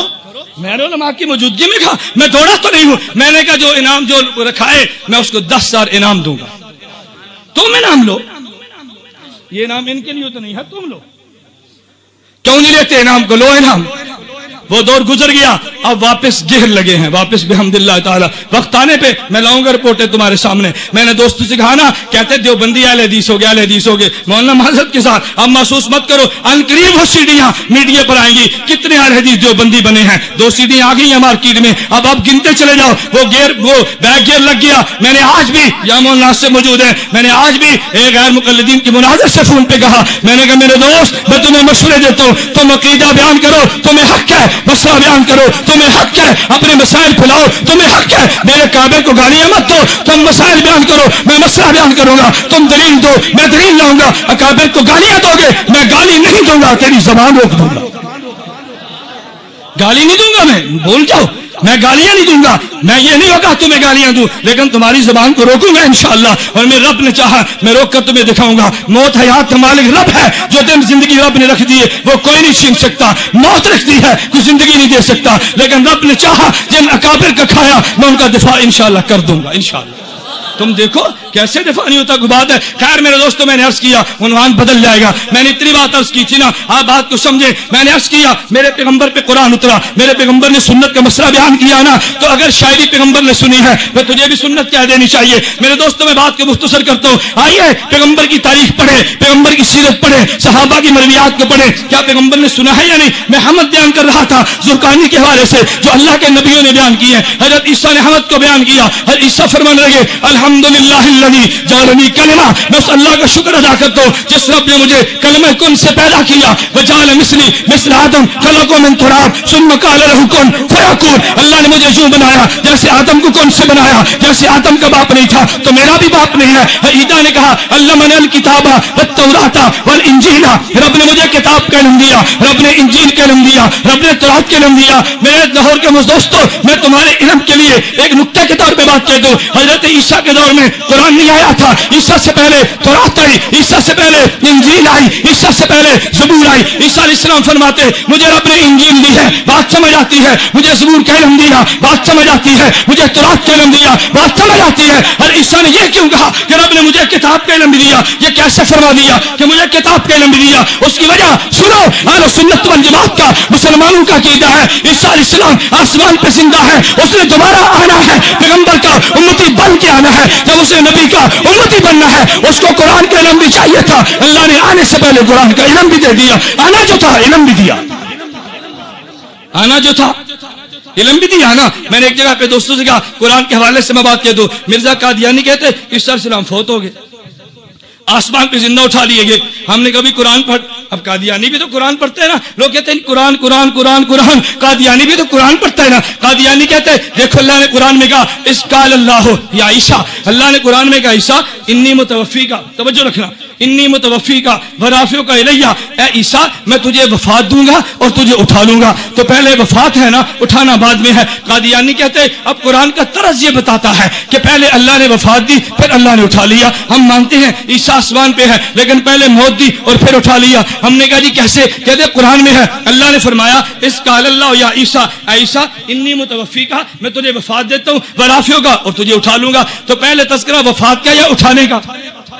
بولیے نا, آپ پریشان مت ہو, جواب میں نے دینا ہے. پہلے تذکرہ وفات کا یا اٹھانے کا؟ اب مرزا قادیانی کہتے جی پہلے اللہ نے وفات کا فرمایا پھر اٹھانے کا فرمایا. یہی بات تو میں کہتا ہوں, پہلے وفات دی ہے پھر اٹھا لیا. میں کہتا ہوں عقل کے اندھے, تو آنکھ کا بھی اندھا تھا, عقل کا بھی اندھا تھا. قرآن سمجھتا بھی نہیں تھا, دیکھتا بھی نہیں تھا. یہی تیرا نقص تھا, تو نے دیکھا تو وہ بھی یاد تھا, سمجھا تو وہ بھی یاد تھا. تیرا قصور نہیں, تیری عقل اور آنکھ کا قصور تھا. بدبخت تو نے قرآن کے اسلوب پہ غور کیا. اصل مسئلہ کیا تھا؟ عیسیٰ علیہ السلام دوڑے, یہودی پیچھے تھے. عیسیٰ علیہ السلام کمرے میں چھپے, اب یہودی باہر کھڑے ہیں. عیسیٰ علیہ السلام بھی انسان تھے, عیسیٰ علیہ السلام بھی تو بشر تھے نا, بشری تقاضے بھی تھے. عیسیٰ نے اللہ سے دعا مانگی یا اللہ میری حفاظت فرما. اللہ نے فرمایا عیسیٰ تو نے گھبرانا نہیں ہے, تجھے وفات تو میں دوں گا. اللہ وفات تو دے گا, یہ تو باہر کھڑے ہیں میری جان لے لیں گے. اللہ فرماتا نہ عیسیٰ انی متوفی کا, وفات میں نے دے رہی ہے, جب وفات میں دوں گا یہ تجھے مار نہیں سکتے. زندگی موت میرے ہاتھ میں, ان کی بس میں نہیں ہے تجھے مارنا, گھبرانا نہیں. انی متوفی کا, وفات میں دوں گا. اے اللہ کیسے دوں گا, یہ تو پہنچے. رب نے کہا برافیوں کا, تجھے اٹھا لیتا. نہیں کہا رب نے فرمایا میں تجھے اٹھا لیتا ہوں. پہلے متوفی کا کہہ کے رب نے تسلی دی ہے, رافع کہہ کے اٹھا لیا ہے. قرآن کا معنی تو یہ تھا, لیکن عقل کے اندھے اور آنکھ کے کانے تو نے قرآن کو نہ سمجھا اور اعتراض عیسیٰ علیہ السلام پہ کر دیا. میرے دوستو, عیسیٰ علیہ السلام نے یہ بات کہی, میں نے اس لیے کہا ہمارا عقیدہ عیسیٰ علیہ السلام آسمان پہ زندہ ہے اور عیسیٰ علیہ السلام دوبارہ آئیں گے. عیسیٰ علیہ السلام زندہ ہیں, آئیں گے. اور ایک اور میں بات کہہ دوں, عیسیٰ علیہ السلام ذوق تازہ ہو, میں ایک بات کہتا ہوں, عیسیٰ علیہ السلام آئیں گے دنیا میں فتنے مٹانے کے لیے. دنیا میں فتنے, توجہ رکھنا, دنیا میں فتنے. لیکن عیسیٰ علیہ السلام فتنے کیسے مٹائیں گے؟ دلیل سے یا طاقت سے؟ طاقت سے. کیسے مٹائیں گے؟ دلائل کا دور تو گزر گیا, دلائل میں برہان مکمل ہو گیا. عیسیٰ علیہ السلام اٹھائیں گے, دلیل سے نہیں عمل سے فتنے مٹائیں گے. سارے فتنے مٹ گئے, یہودیت کا, عیسائیت کا, مرزائیت کا. اللہ کے پیغمبر فرماتے ہیں اٹھاؤ, یہ روایت مسند ابو یعلا میں موجود ہے. ابو ہریرہ فرماتے ہیں رضی اللہ عنہ, حضرت عیسیٰ علیہ السلام فتنے مٹا کے پیغمبر کے روزے پہ جائیں گے. پیغمبر پہ فتنہ باقی ہے نا, نبی سنتا ہے یا نہیں سنتا؟ اب قبر پہ جائیں گے. اللہ کے پیغمبر فرماتے ہیں, نبی نے, اللہ کے پیغمبر فرماتے ہیں, حضور نے اعلان کیا, فرمایا عیسیٰ علیہ السلام جب آئیں گے نا, لَيَنزِلَنَّ عِيسَىٰ ابْنُ مَرْيَمَ إِمَامًا حَكَمًا عَدْلًا. عیسیٰ علیہ السلام آسمان سے اتریں گے, امام حکم عدل بن کے اتریں گے. فَلَيُسْلِبَنَّ الصَّلِيبَ, صلیب کو توڑ دیں گے. وَلَيَقْتُلَنَّ الْخِنزِيرَ, خنزیر کو مار دیں گے, یعنی عیسائیت کو مٹا دیں گے, یہودیت کو مٹا دیں گے. وَلَيُعْرَضَنَّ عَلَيْهَا الْمَالُ فَلَا يَقْبَلُهُ, مال کی پیشکش ہوگی, عیسیٰ ٹھکرا دے گا. جب حضرت عیسیٰ سارے فتنے مٹا دیں گے, نبی نے فرمایا ثم لئن علی قبری, پھر عیسیٰ میری قبر پہ آئیں گے اور کہیں گے یا محمد یا محمد لأجیبن. عیسیٰ محمد کہے گا میں جواب دوں گا. عیسیٰ علیہ السلام یا محمد کہیں گے میں جواب دوں گا. تو فتنے عمل سے مٹیں گے. اس فتنے کو بھی عیسیٰ اپنے عمل سے مٹا دیں گے, اس فتنے کو بھی عمل سے مٹائیں گے. ثم لئن قام علی قبری, میری روایت پہ جڑا کر, میری روایت پہ بحث کر, میرے راویوں کی سند پہ اعتراض کر, مناظرے کا میدان گرم کر, میری روایت پہ کر جڑا. آؤ نا, میری روایت پہ جڑا کرنا. میں دیکھتا ہوں میری روایت پہ جڑا کیسے لاتے. جس راوی پہ تو نے جڑا کرنی ہے, بحمداللہ میری اس روایت میں وہ راوی موجود نہیں ہے. آ تو صحیح نا, یہ مناظرے کے دن کی باتیں ہیں. میرے دوستوں, میں نے عرض کیا عیسیٰ علیہ السلام آئیں گے انشاءاللہ. ہمارا اہل سنت والجماعت کا عقیدہ ہے عیسیٰ علیہ السلام آئیں گے. میں نے عرض کیا عیسیٰ نے اللہ کی حمد بیان کی ہے. عیسیٰ سے فرمانے لگے وجعلنی, اللہ تو نے مجھے معجزہ دیا. کون سا؟ ابر الاکمہ والابرص وحی الموتى باذن اللہ. عیسیٰ علیہ السلام کہنے لگے وجعلنی, اللہ تو نے مجھے معجزہ دیا کہ میں تیرے حکم سے, اللہ تو نے مجھے معجزہ دیا, میں اخلق من الطین, اخلق من الطین کہیات الطیر فانفخ فیہ فیکون طیرا باذن اللہ. حمد عیسیٰ کی مکمل ہوگی. اب آئی میرے نبی کے باری, حضور نے حمد بیان کی. میرے دوستو آؤ, میں اپنے حمد منعقد کرنے والوں, پیغمبر کی حمد بھی سنو. اللہ کے پیغمبر نے حمد بیان کی, فرمایا الحمدللہ الذی ارسلنی رحمتا للعالمین وکافۃ للناس بشیرا ونذیرا وجعل امتی خیر امۃ اخرجت للناس وجعل امتی هم الاولین وانزل علی القرآن فیہ بیان للناس. پیغمبر نے حمد بیان کی, فرمایا ورفع ذکری وجرع صدری ووضع عنی وزری. اللہ کے پیغمبر نے حمد کو بیان کیا, وجعلنی فاتحا وخاتما. میرے دوستو سنو, پیغمبر نے حمد بیان کرتے ہوئے کیا فرمایا, الحمدللہ الذی. اب زیادہ وقت نہیں ہے میں حمد کہہ کے جملے کی شرح کرتا. فرمایا الحمدللہ الذی ارسلنی رحمتا للعالمین. اے اللہ تیرا شکر ہے, منہ نے تو نے رحمت للعالمین بنا دیا, رحمت للعالمین. اب دلیل سنو, دلیل سنو. لوگ باز تو نہیں آتے, کہتے ہیں اچھا اللہ کا نبی ہر جگہ موجود ہے.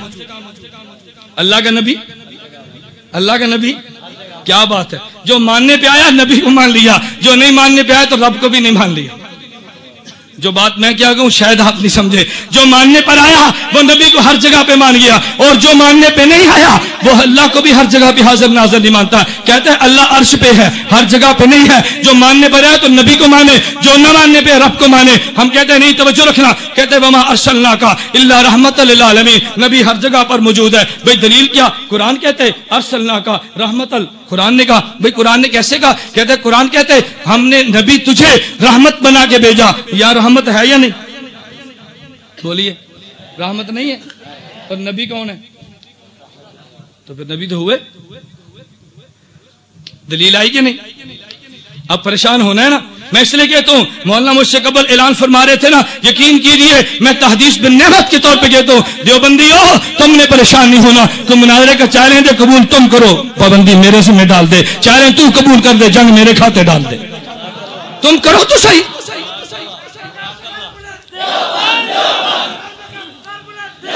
وما ارسلناک इल्ला रहमतल लिल आलमीन। कहते अल्लाह ने नबी को रहमत बना के भेजा। अच्छा यहाँ रहमत है? जी है। फिर नबी भी है। मैंने कहा बहुत अच्छी बात है। अच्छा मैं तुझसे सवाल पूछता हूँ, मेरा एक सवाल है, क्या काबा बैतुल्लाह है? कहता है जी है। मैंने कहा यहाँ भी? कहता है यहाँ भी। मैंने फिर काबा भी यहाँ पर है?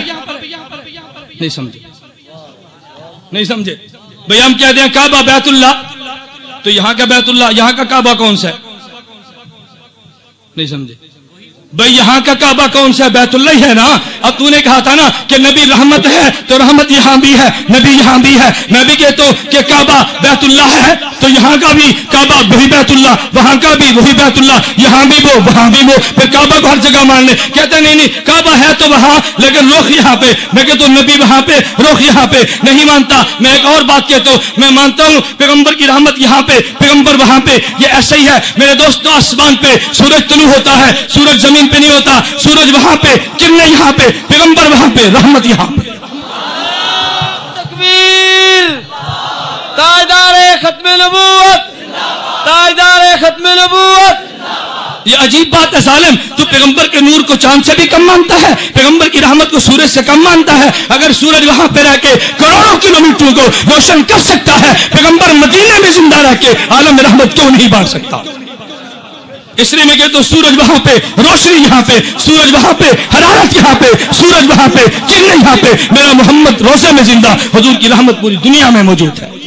हजूर ने मता बयान की, अल्हम्दुलिल्लाहिल्लज़ी अरसलनी रहमतल लिल आलमीन। मैंने अर्ज किया ना, मैं वक्त की किल्लत की वजह से जुमले काट रहा हूँ, वरना मैं एक एक जुमले की रब्बे काबा कसम शरह बयान करता। हजूर ने ऐलान किया, फरमाया लोगों तुम नहीं जानते, मुझे बशीरन नज़ीरा बनाया। ये सब आपने सुना। अल्लाह के पैगंबर ने आखिर में कहा वजअलनी फातिहा व खातिमा। फरमाते हजूर ने मुझे, अल्लाह ने मुझे अव्वल भी बनाया, आखिर भी बनाया। जब कोई नहीं था रब ने मेरी रूह को पैदा किया, जब कोई नहीं होगा तब भी मेरी नबूवत के चर्चे होंगे। मैं अव्वल भी हूँ, मुझे आखिर भी हूँ। अल्लाह के पैगंबर अव्वल भी थे, अल्लाह के पैगंबर आखिर भी थे। मुझे उस पर किस्सा याद आया। मौलाना कासिम ननोतवी, अल्लाह उसकी कब्र पे करोड़ों रहमत नाज़िल फरमाए। मुबासा शाह जहानपुर था, मुनाजरा तय हुआ। मुनाजरा किससे था? आर्या हिंदू से। मौलाना कासिम ननोतवी दारुल देवबंद से चले मुनाजरे के लिए, शाहजहानपुर में पहुंचे मुबासे के लिए। हिंदू आर्या पंडित आए, मौलाना कासिम ननोतवी से कहा हजरत आप बड़े हैं, आप बुजुर्ग हैं, आप मुनाजर हैं, आप सरताज हमारे, आप शेर पे तशरीफ लाइए, आप अपने दलाइल पहले दे, हम दलाइल बाद में देंगे। मौलाना फरमाया नहीं नहीं नहीं, दलाइल तुम पहले दो, मैं दलाइल बाद में दूंगा। हिंदू कहने लगा हजरत आप पहले आए, आप बड़े हैं। पर मैं तुम नहीं जानते,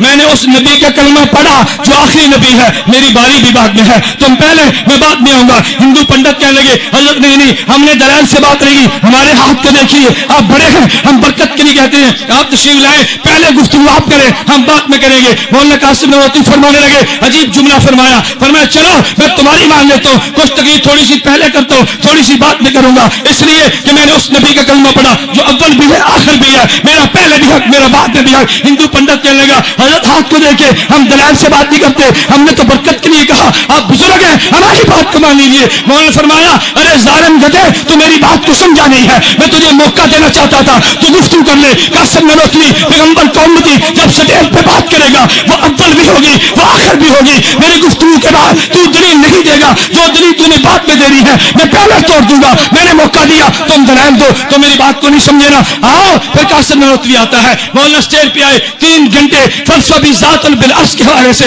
अल्लाह के वजूद पे दलाइल दिए और बंदरों के बनाए हुए बुतों के दलाइल को खत्म कर दिए। मौलाना जब दलाइल दे रहे थे 3 घंटे दलाइल दिए, दलाइल के बाद हिंदू पंडित खड़ा नहीं हुआ, हिंदू सारे मौजूद था, उसने खड़े होकर कासिम ननोतवी रहमहुल्लाह की फतह का ऐलान किया और साथ जुमला कहा, कहते लोगों आज कासिम ननोतवी नहीं बोलता था, इंसान की जुबान पे इल्हाम का फरिश्ता बोलता। नारे तकबीर।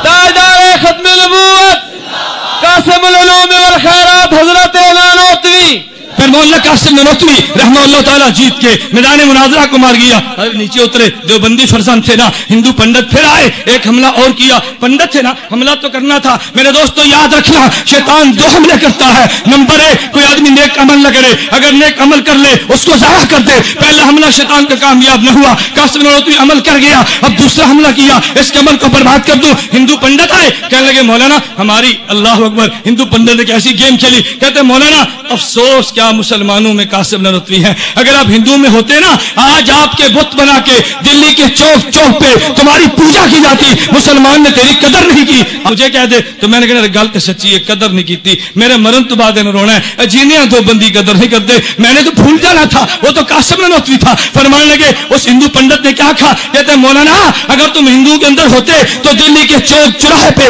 تمہارے بت بنا کے پوجا کی جاتی. مسلمان تمہاری قدر نہیں کرتا. مولانا قاسم نانوتوی فرمانے لگے, فرمایا ہندوؤں تمہارے اندر قاسم ہوتا جو کوئی نہیں, ایک جگہ تم ان کے بت بنا کے پوجتے ہو. میرے محمد کی ختم نبوت کے سلے میں گلی گلی قاسم نانوتوی رہتے, کس کس کے بت بنا کے مسلمان پوجے گا. سر بکف سر بلند, فضل خدا بند, مصطفیٰ کو پسند. میرے دوستوں میں نے عرض کیا مولانا قاسم نانوتوی تھا, تواضع میں ساری بات کو ختم کر گیا اور میدان یہ بھی جیت گیا, وہ بھی جیت گیا. میرے دوستوں میں عرض کرنے لگو یہ حمد وہ جیت تھی اللہ کے نبیوں نے بیان کی. میں نے زرقانی کا حوالہ کیا, جاؤ اپنے گھروں میں جا کے کتب حدیث کو کھنگالو کہ ہمارے مناظر نے حوالے غلط تو نہیں دیے, کی بات غلط تو نہیں کی ہے, حمد میں غلطیاں تو بیان نہیں کی ہیں. جو غلطی نکلے پھر مجھے بھی آپ نوٹ فرما دیں, میں اپنی اصلاح کر دوں گا. میں اگلی بات کرنے لگو, یہی اللہ کے پیغمبر تھے. ابو سفیان نے ابھی کلمہ نہیں پڑھا, اللہ کے نبی کی مذمت میں قصیدہ پڑھا. حضور آئے, مسلم شریف جلد نمبر 2 صفحہ نمبر 300 پہ روایت موجود ہے. اللہ کے پیغمبر نے حسان کو بلایا, فرمایا حسان آؤ تم سے کام ہے. حسان نے پوچھا حضرت وہ کون سا کام مجھ سے؟ فرمایا تم نہیں جانتے, آج میری مذمت میں ابو سفیان نے شعر پڑھے, اس میں حسان میرا جی چاہتے اس کا جواب دے, لیکن ایک بات کو یاد رکھنا, یہ ابو سفیان اور میرا اوپر جا کے نسب ملتا ہے, نسب کا خیال کرنا. ابو بکر کے پاس جا, ان سے نسب کو سیکھ کرا. حسان نے واپس آئے, کہ حضرت میں نسب کو سیکھ لیا, مجھے اجازت دے, مجھے اجازت دے میں قصیدے کا جواب دوں. فرمایا اجازت ہے. حسان نے کہا یا رسول اللہ میں آپ کو نسب کو ابو سفیان کے نسب سے یوں الگ کر دوں گا جیسے بال کو آٹے سے الگ کیا جاتے, مجھے اجازت دیجیے. پیغمبر نے اجازت دی. حسان کھڑے ہوئے, اب کفار کو چیلنج کر کے حسان کہنے لگے حجوت محمدن برن تقیہ, حجوت محمدن فاجبت عنہ فعند اللہ فی ذاک الجزاء, حجوت محمدن برن تقیہ رسول اللہ شیمت الوفاء, فإن ابی وبالتی وعرضی بعرض محمد منکم بقاء, سکنت بنیتی علم تروہا, سکنت بنیتی علم تروہا, تصیر نکا من کنفی کداء, جبارین العینت مسعدات, جبارین العینت مسعدات, علا اکتاف الاسر الزماء, تذل زیادنا متمترات, تلتمہن بالخمر النساء, فإن آرس منا تمنا, وکان الفتو من کشف الغطاء, وإلا فاصبروا لسراب یوم يعز اللہ فیہ من یشاء, وقال اللہ قد ارسلت عبدا یقول الحق لیس بی خفاء, وقال اللہ قد ارسلت جندا هم الانصار ورزتهم لقاء, یلاقی کل یوم من معد قتالا او سباب او حجاء, فمن یحجو رسول اللہ منکم ویمدہ وینصره الصباح, فإن جبریل رسول اللہ فینا روح القدس لیس له کفاء.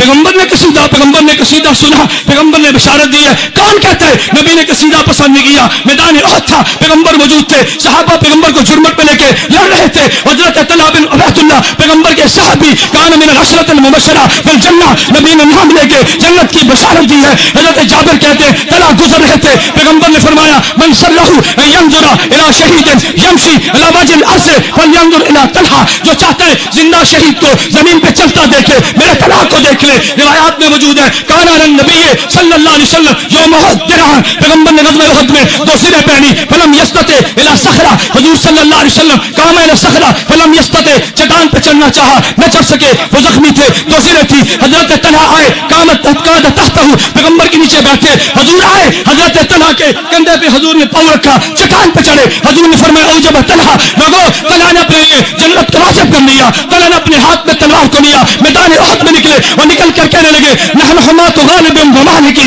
نزب رسولنا المبارکی نزب عنہ القوم فی المبارکی سرب سبال قوم فی المبارکی. لوگوں طلحہ نے جملے کہے, لوگ کہتے ہیں زبان نرم رکھو, طلحہ نے ہاتھ کا بھی استعمال کیا اور ساتھ زبان سے کہا, کہتے تم نہیں جانتے میں طلحہ بنو غالب قبیلے کا ہوں, تم نہیں جانتے میں طلحہ بنو مالک قبیلے کا ہوں. آج میں تمہیں پیغمبر کے دشمنوں میں یہ ماروں گا جیسے اونٹ خارشی اونٹ کو مار سے دوڑا دیا جاتا ہے, میں تمہیں ماروں گا. اب حضرت طلحہ نے کیا کیا؟ قصیدے پڑھے نا, نبی نے سورہ جنت کی بشارتیں دی. میرے دوستوں میں ایک بات کہنے لگو, یہ طلحہ تھے, میدان احد سے واپس آئے, کتنے زخمی تھے, ہاتھ چھلی ہو گیا, پیغمبر کے دفاع میں ہاتھ مارا گیا. جب طلحہ آئے نا, حضور نے فرمایا حسان میرا جی یہ چاہتا ہے طلحہ کا استقبال کر, میرا جی چاہتا ہے طلحہ کا اب حسان استقبال جو پڑھنا تھا وہ کیسے کرنا تھا کون نہیں جانتا. حضرت طلحہ آئے, پیغمبر موجود تھے, استقبال کرنے لگے. حسان نے کہا آئے ہائے, حسان نے جملہ کہا حضرت طلحہ کے آنے پہ. حسان کہنے لگے لوگوں تم نہیں جانتے وطلحۃ یوم الشیب آسا محمدا, وطلحۃ یوم الشیب آسا محمدا الفی ساعت ذاقت علیہ وشکتی یقیہ بکفیہ رماہ واسلم اشاجہ تحت السیوف فشلتی وکان امام الناس الا محمدا, وکان امام الناس الا محمدا اقامہ الاسلام حتی استقلتی. وقت کی قلت کی وجہ سے میں ترجمہ چھوڑتا ہوں. حضرت طلحہ کی شان میں حسان نے قصیدے پڑھے. میرے دوستو میں ایک بات کہتا ہوں, اللہ کی قسم جو بندیت کے اسٹیج پہ میں ببانگے ڈال کہتا ہوں, ابو بکر صدیق نے جو پیغمبر کا مزاج سمجھا کسی اور نے نہیں سمجھا, سب سے زیادہ پیغمبر کے مزاج کو سمجھنے والا ابو بکر صدیق تھا. حضور نے حسان کو کہا نا شعر پڑھو, ابو بکر کو تو نہیں کہا. نہیں سمجھے کسے فرمایا؟ ابو بکر سے تو نہیں کہا نا, لیکن حضرت ابو بکر تو پیغمبر کی منشا سمجھتے تھے نا. ابو بکر سمجھے رضی اللہ عنہ آج میرا نبی شعر سننا چاہتا ہے. حضرت ابو بکر سمجھے طلحہ کی شان میں سننا چاہتے. طلحہ حسان بیٹھے, ابو بکر صدیق کھڑے ہوئے, فرمایا ہاں نبی الہدا والخیل تتبعہ. ہائے ہائے. ابو بکر صدیق اٹھے, فرمایا ہاں نبی الہدا والخیل تتبعہ حتی اذا ما لقوا ہاما عن الدین. گھوڑے روند رہے تھے, طلحہ محمد کا دفاع کر رہا تھا. کہتا ضربا علی الطعن اذ ولت حماتهم والناس من بین مهدیهم ومفتونی. ابو بکر صدیق نے کہا یا طلحہ ابن عبید اللہ قد وجبت لك الجنان وزوجت المحارم. ابو بکر بیٹھے, عمر کھڑے ہو گئے. عمر سمجھے آج میرا پیغمبر شعر سننا چاہتے. حضرت عمر نے کہا لوگوں تم نہیں جانتے ہما نبی الہدا بالسیف منسلطا لما تولا جميع الناس وانكسبوا. میرے دوستو پیغمبر کے مزاج کو دیکھ کے صدیق شعر پڑھے, پیغمبر داد دے, میں کیسے مانوں شاعری مزاج نبوت نہیں. ہر بات کو بریلویت بریلویت کہنا چھوڑ دو. ہر بات کو بریلویت بریلویت کہنا چھوڑ دو. پہلے تم نے عقیدہ حیات النبی پہ ذرمے ماری, کہتے بریلویت کا عقیدہ ہے. سماع موتا بھی حملہ کیا, یہ شرکی عقیدے. آج محفل نعت کو کہتے بریلویوں کا کام ہے. نہیں نہیں میرے دوست, عقیدہ شاعری وہ بھی کرتا ہے, شاعری یہ بھی کرتا ہے. وہ شاعری کی آڑ میں بدعت کا درس دیتا ہے, یہ شاعری کی بنیاد پہ پیغمبر کی سنت کو عام کرتا ہے. دونوں میں کوئی فرق نہیں ہے. ایک آدمی شاعری دھن پر کرتا ہے, ایک آدمی شاعری ڈھول پہ کرتا ہے, ایک تپلے کی تھال پہ کرتا ہے, اور ایک آدمی پیغمبر کی اللہ کے ذکر کے ساتھ پیغمبر کی شاعری کرتا ہے. دونوں میں کوئی فرق نہیں ہے. یوں مت کہنا چھوڑ دو. کل کو لوگ کہہ دیں داڑھی چھوڑ دو, یہ کس کا سکھوں کام ہے, پگڑی اتار دو یہ سکھوں کا کام ہے, فلاں کام چھوڑ دو فلاں کا کام ہے. نہیں میرے دوستو, یہ ان کا کام نہیں, یہ ہمارا کام تھا. ہم نے اپنے کام کو کیا. اب ان کی محفلیں ماند پڑ گئی. ماند پڑی کہ نہیں پڑی؟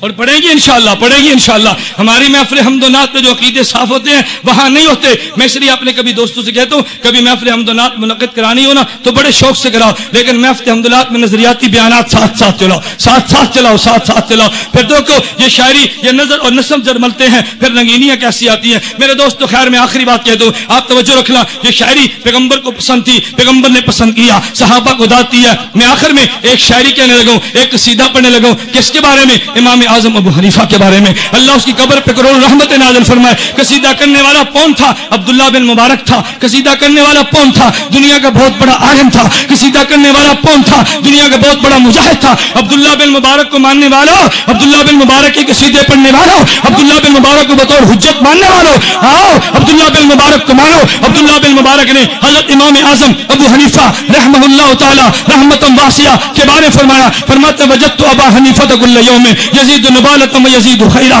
وینطق بالصواب ویستفیہ اذا ما قال اہل الجور جورا, اذا ما قال اہل الجور جورا. کہتا یقایس من یقایسہ بلب فمن ذا تعلمون له نذیرا کفانا موت حماد وکانت مصیبته لنا امرا کبیرا وکان امرا کبیرا. کہتا افیا بعدہ علما کثیرا رأیت ابا حنیفہ حین یؤتی ویطلب علمه اللہ اکبر. حضرت حماد کا حضرت عبداللہ بن مبارک نے امام حنیفہ کے بارے فرمایا. فرماتے رأیت وجدت ابا حنیفہ کل یوم یزید نبالۃ ویزید خیرا. ابو حنیفہ کے بارے میں عجیب جملے کے وجدت ابا حنیفہ یزید نبالۃ ویزید خیرا وینطق بالصواب ویستفیہ اذا ما قال اہل الجور جورا یقایسہ من یقایسہ بلب فمن ذا تعلمون له نذیرا. کہتے کفانا موت حماد وکانت مصیبته لنا امرا کبیرا.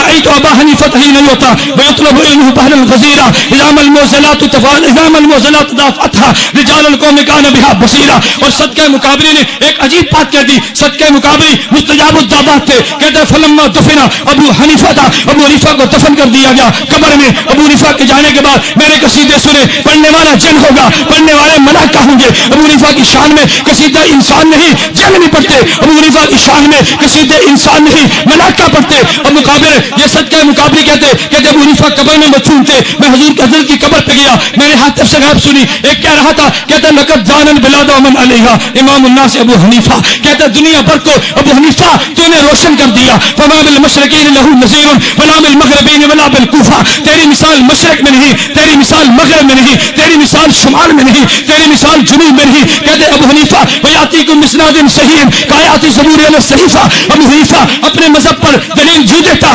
جیسے زبور پہ زبور صحیفے میں لکھی ہوئی آئے. کہتے ابو حنیفہ کون تھا؟ فمن یاخذ من الشکاک بعلم یخری کما یستنجی بلیفہ. اس نے ابو حنیفہ کو چھوڑ کے علم حاصل کرنے والوں ابو بکر پہ تان کر، ابو حنیفہ پہ طنز کر کے علم حاصل کرنے والے کی مثال تو ایسی ہے.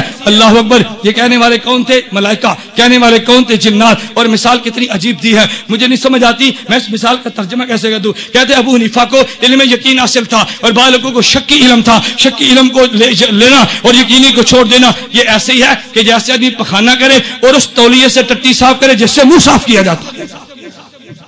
نہیں سمجھے؟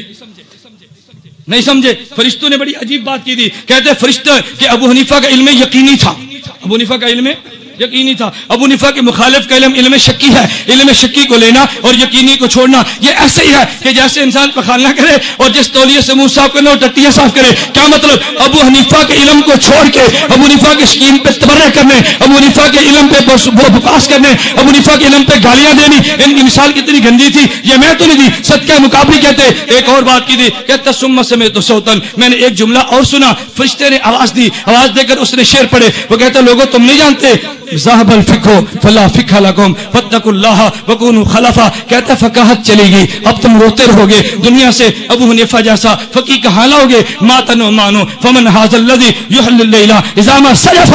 ابو حنیفہ چلا گیا جو پوری رات کو عبادت سے بیدار کیا کرتا تھا. میرے دوستو میں نے چند ایک حوالے دیے یہ بات بتانے کے لیے کہ حمد بیان کرنا یہ بھی دین ہے، نعت بیان کرنا یہ بھی دین ہے، اور اس حمد و نعت سے اپنے عقیدے کی اشاعت کرنا یہ بھی دین ہے. جو بندیوں میں آخری بات آپ سے کہوں، آخری بات بحمداللہ تعالی یہ جو بندیت کو فخر حاصل ہے. عقیدے پر محنت جو بندیت لگی ہے، عمل پہ محنت جو بندیت لگی ہے، تصوف پہ محنت جو بندیت لگی ہے، میدان جہاد میں جو بندی ہے، مدارس میں جو بندی ہے. جو بندیت کو مٹانے والے اللہ نے چاہا خود مٹ جائیں گے. جب تک قیامت کا سورج طلوع نہیں ہوتا یہ دیوبندی زندہ رہے گا. اللہ ان کو زندہ اور تابندہ رکھے. وآخر دعوانا الحمدللہ.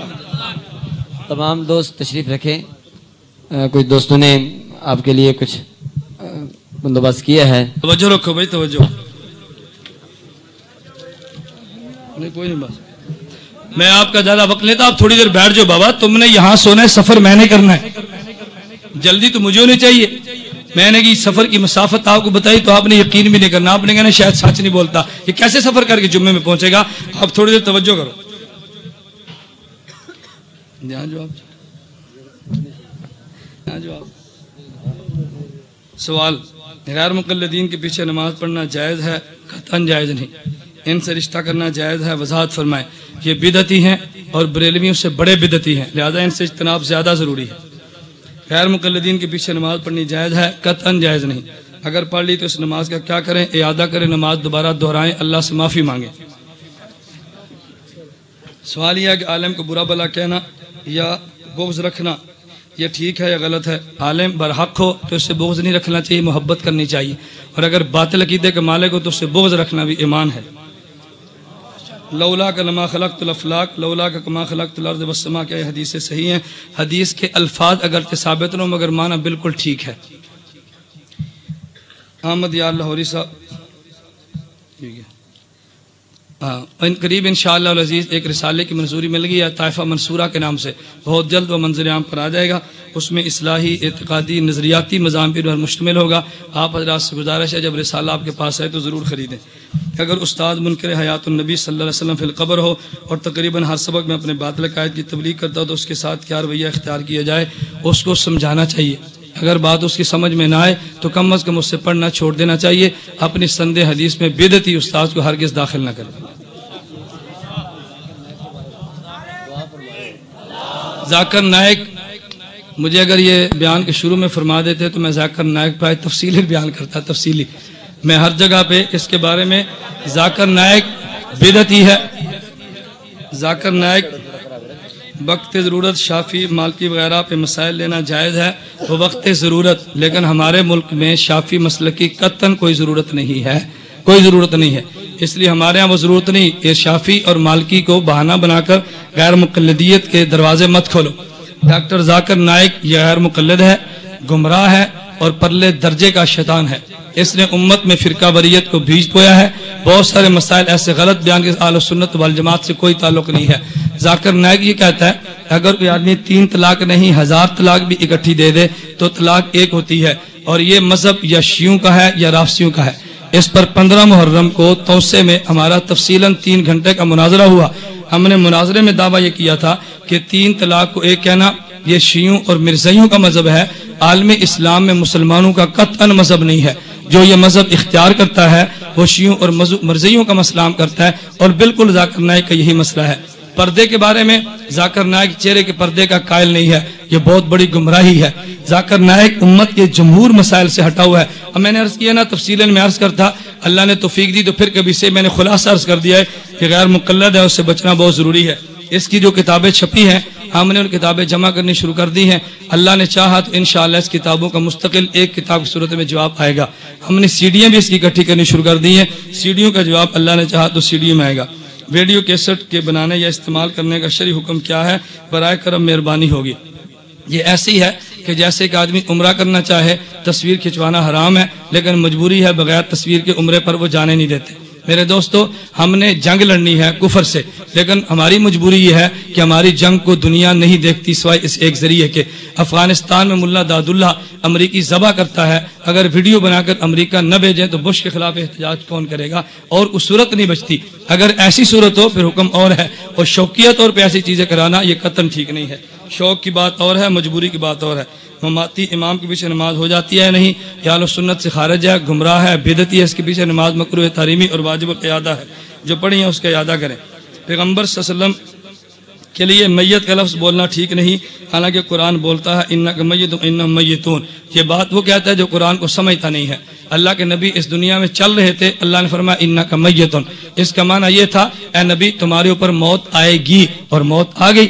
جب آیت اتری اللہ کے نبی اس وقت بھی زندہ تھے، اب آیت موجود ہے اور اب بھی زندہ ہے، اب بھی زندہ تب بھی زندہ. لیکن آیت اتری یہ بتانے کے لیے کہ آپ پر موت آئے گی، اور ہم مانتے ہیں کہ موت آئی. موت آتی کیسے ہے؟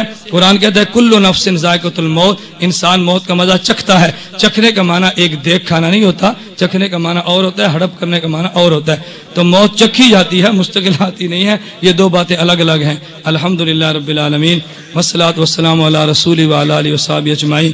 اے اللہ تمام بیماروں کو شفا عطا فرما، مقروضوں کے قرض ادا فرما، جائز حاجات کو پورا فرما، مشکلات کو دور فرما، عافیت کے ساتھ دین کا کام کرنے کی توفیق عطا فرما. اے اللہ علماء حق کی حفاظت فرما. اے اللہ باطل کے ٹکڑے ٹکڑے فرما، مجاہدین کی مدد فرما، اسیروں کو جیلوں سے رہائی عطا فرما. اہل حق کے ساتھ زندہ رکھ، اہل حق کے ساتھ موت شہادت کی دے، اہل حق کے ساتھ قیامت کو ہمارا حشر فرما. وصلی اللہ تعالی علی رسول خیر خلق اجمعین.